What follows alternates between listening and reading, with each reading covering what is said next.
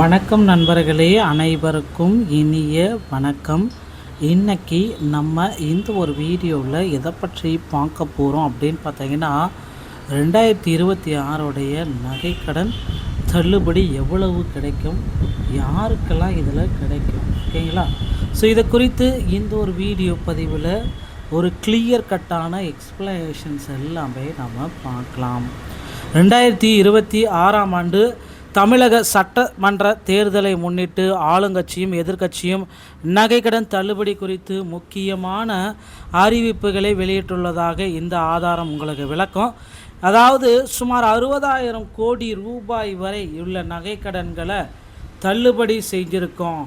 பொதுத்துறை வங்கிகளில் கடன் பெற்றவர்கள் சில நிபந்தனைகளின் அடிப்படையில் இந்த சலுகை வழங்கப்பட உள்ளது. குறிப்பாக 5 சவரன் அல்லது 40 கிராமிற்கும் குறைவாக நகைக்கடன் வைத்திருப்பவர்கள் மட்டுமே இந்த நகைக்கடன் தள்ளுபடியில் முக்கிய பங்குகளை ஆற்ற இருக்கிறார்கள்.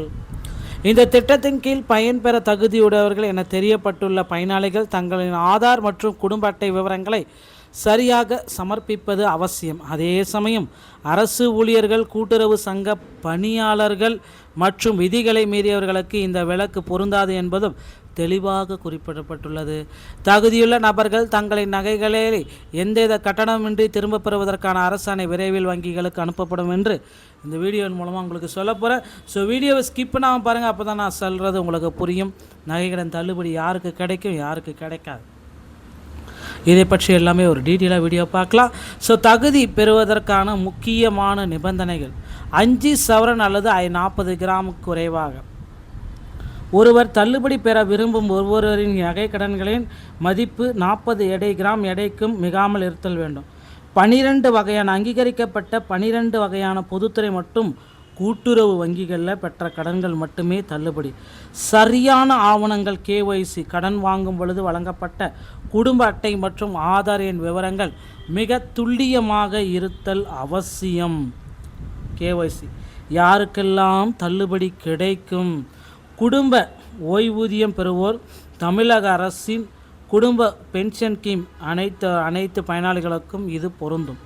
இலங்கை தமிழர் மறுவாழ்வு முகாம்களில் வசிக்கும் தமிழர்கள் இந்த நகைக்கடன்களை தள்ளுபடி செய்யப்படும். மானிய விலையில் ரேஷன் பயனாளிகள். ஸோ கிட்டத்தட்ட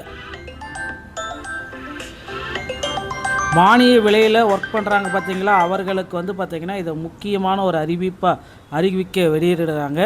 ஸோ இதை எப்படியெல்லாம் கொண்டு வராங்க, அந்த மானிய விலையில் இதை எல்லாமே கொண்டு வரத்துக்கு முக்கிய அறிவிப்புகளை கொடுக்க போகிறாங்க.